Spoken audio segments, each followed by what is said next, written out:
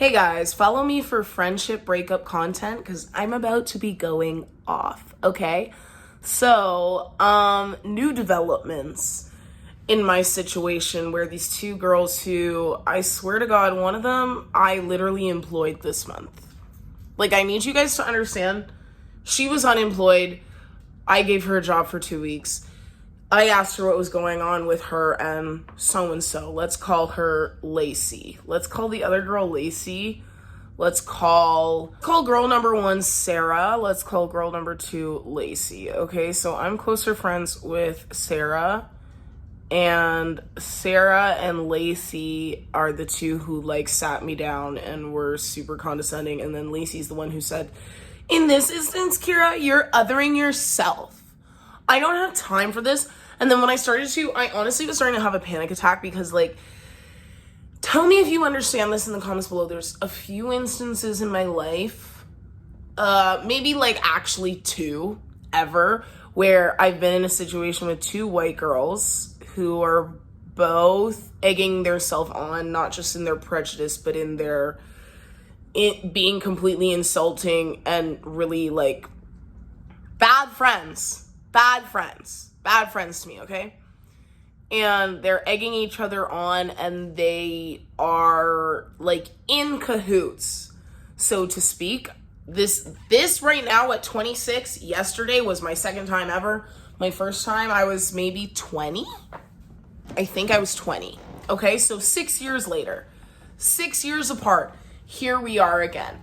And life happens like that, right? You find yourself in situations where you're like, I've been here before, and it hurts the same. I am a little bit different, and these people are a little bit different, but are we? Or is this the exact same fucking thing? You ever have those moments, and then you get really existential? In that moment, and the thing is, they chose a park that I like, and I'm like, how dare you? You know what I mean? When somebody chooses a place that you like to do something really shitty to you, and you're like, why would you ruin this place for me? But I remember the triangle we were sitting in the park, and I remember when they started to speak in tandem, and I was like, it's so crazy that I'm reading the book Bunny right now because this is so reminiscent of Bunny. And Bunny is very cultish, and Bunny is it's absurd, and it's very much what do you need, Samantha? Yeah, what do you need, Samantha? You're just a little bit off, Samantha. Yeah, you're just a little bit off, Samantha. Are you okay, Samantha? Do you need water, Samantha? Tell us everything, Samantha. That's how it felt. Okay? So I feel like I'm in a nightmare, you know what I mean? Anyways, so I texted this girl all of these things after the fact. I texted Sarah. Lacey I blocked because she was the one who said I'm othering myself, and that's just a kind of ignorance that at the age of 26, and I'm just I don't understand how you two are trying to be oh, is something going on? You've been off recently, and I'm like, dude, I told you what was going on. You couldn't give less of a fuck because you guys were absorbed in your own drama. And I'm like, you're trying to be white saviors, but you can't save yourself. All you do is complain about how your, dusty boyfriend cheated on you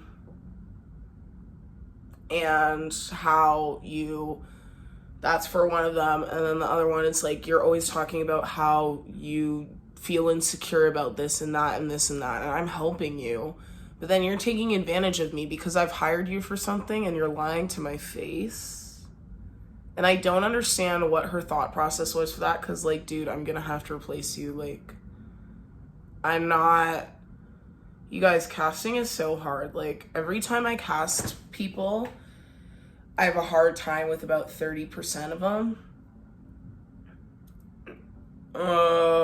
Maybe not every time, but I don't know. And it's dude, you're getting paid because of this, and you lied to my... I actually can't even really fully absorb how taken advantage of I feel because she was so excited for this opportunity. And you guys, if I'm being honest with you, my expectations were higher than she was able to deliver because my level of professionalism simply is higher because I just have more experience and have worked on a more professional level, and I was hiring her as a friend. And so the fact that during this whole process she was faking being a friend, and on day 2 I asked her something about, oh, I saw you and Lacey went out to this place that, and this is the specific place that I had told them, hey, like, I get that you like this place, but like I don't really feel super comfortable going here all the time as a Black person, and I just feel like I should say that. Because I thought I could be able to say that and be comfortable. I thought I was safe to do that. And the gag of it all is I was wrong. And the thing is, there is a certain kind of pain and backstabbing that comes as a person of color who has some white friends who position themselves as allies who care about shit and go, oh, we care, we're committed to the work, we're committed to the anti-racism, and they're very vocal about that, and they'll have, you know, they're the type to like be like, oh, I'm so committed to anti-racism, and if you want to, and they just always are talking about it, and you're like, hey, lose the ceremony, do the action. And they won't, because it makes them uncomfortable, because that would mean you need to change your daily way of life that is catered to your white privilege, and you're not ready to do that. You're just ready to yap about it. Oh my God, the fucking yapping about it. You know what I mean? Anyway, so I saw on Lacey's story that they went out to this place that I told them I don't really want to go anymore because it's like a bunch of like older white dudes who look like they say slurs, and like it's fine to go there once in a while, but it was like every night, and I was like, dude, I just like, do you ever think about like how I feel? Do we ever think, let's go somewhere that everyone is whatever, you know what I mean? It was just a thought, because God forbid I thought, oh, you're committed to the work, so maybe I can say something like that and you'll do something about it. Nope, they just started going without me and not inviting me. And I've hired you to be in a process with me where you're getting paid. I don't know, I do not like it. I do not like it, and the simple fact of I had asked her to her face, like, hey, I saw you and Lacey went out to so-and-so place last night without me. Like, I know I said I don't want to go there all the time and I'm not that comfortable there, but like, I wasn't saying I don't want to be invited when you go out. She came up with some excuse I don't remember, but then I was like, I feel like I haven't been seeing Lacey lately. And she was like, yeah, she's just working a lot. And she was lying. And in that moment, I knew she was lying. And I came up with a term for this called a bookmark moment. A bookmark moment. Where my brain says, that will be important later. This person is lying to you. Or this is a conflict of interest. Or this moment will be important later for whatever reason. I described it as like that Hodor moment of like your consciousness is banging on the door of that moment so hard that you know it's important, but you don't have the evidence as to why, and not enough. I love that you can just see Violet sleeping right here. And not enough that you can say, hey, are you lying to me? But now I'm going to start, I kind of do want to start just like trusting my intuition more, because it's always right in this situation. Like, can you guys believe bringing someone onto a project, day one, you see they're out with your other friend and they haven't invited you, which is weird. And the next day you say something about it and they say something to your face and you clock it as a lie, but you don't know why. And then 2 weeks later, after the job for this session has been done, then all of a sudden you're comfortable bringing it up. Oh, that's so interesting. That's so interesting. I don't feel taken advantage of at all or lied to at all in a super personal process that meant a lot to me.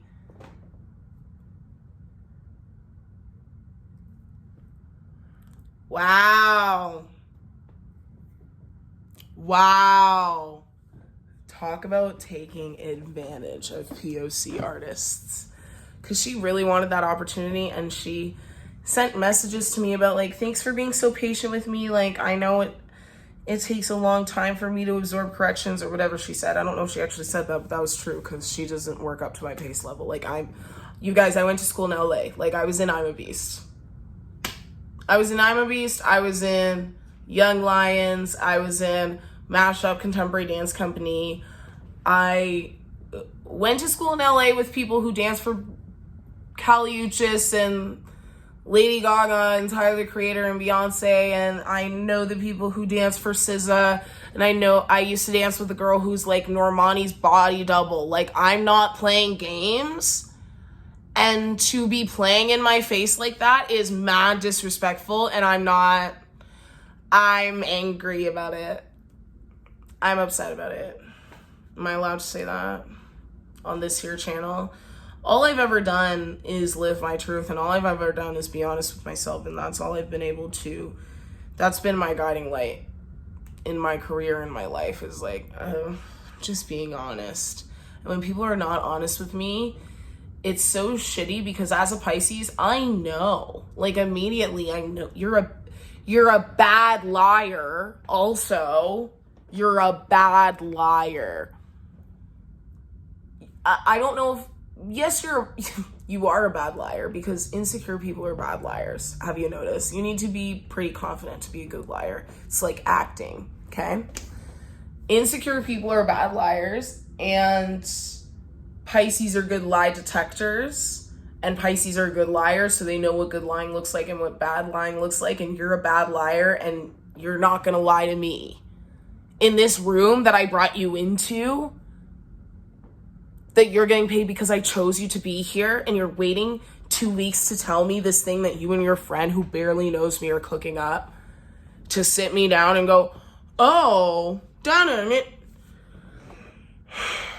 Anyways, it was really hurtful, and I just feel like her response was like, yeah, I was trying to navigate the personal and professional. She didn't say it quite so eloquently, but she said something like that.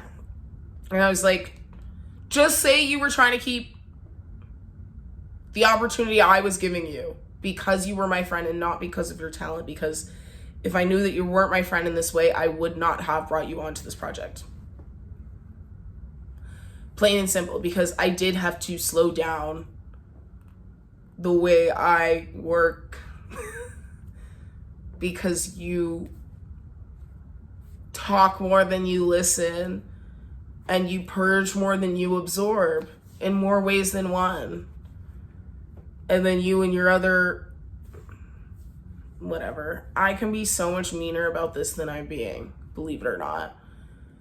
And I am, well, here's the thing. I already wrote like some poetry about this, and I'm like, if this is just the fire under my butt that I need to like really get my creative side into gear in regards to putting out work like crazy, because here's the thing. When I am inspired and when I am a little angry, I do great work. And it gets out fast because judgment is gone when message is paramount, and I become a clearer vessel when I'm more pissed. Like I get a little bit more eloquent when you start to piss me off. I get a little bit sharper when I feel betrayed.